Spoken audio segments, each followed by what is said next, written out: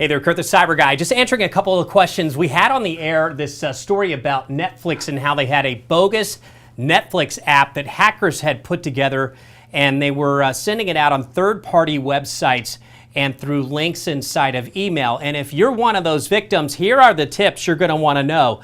First of all, if you've got an iPhone, I'm going to show you, you're okay with this one, but I'm going to show you how to remove it in just a second. And then if you've got an Android, the goal is always download Android apps from the Google Play Store.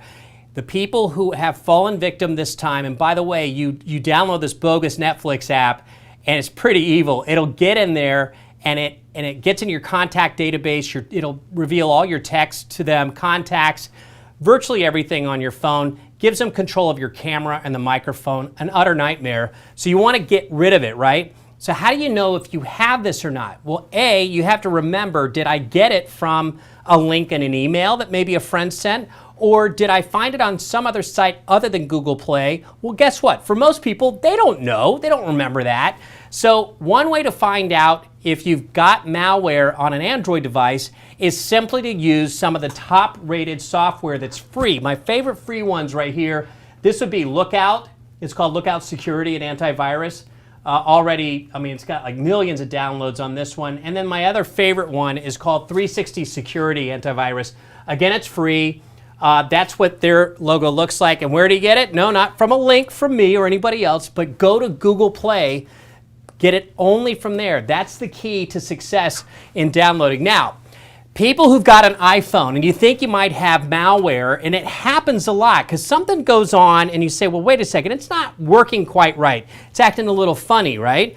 Well, chances are it's not necessarily malware, but something acting like it, including a pop-up. So go to your main screen. I'll show you how to do this. Hit Settings, and on Settings, you'll scroll all the way down till you see Safari right there. Click Safari, and what you want to do is make sure on this list, block pop-ups. You want to turn that so that's on. Make sure block pop-ups is on.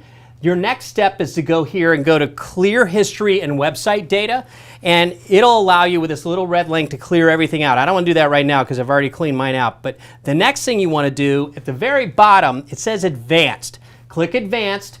Go to then at the top, Website Data, and what it's going to do is it's trying to start populating all the websites that I've visited that it's recorded data from.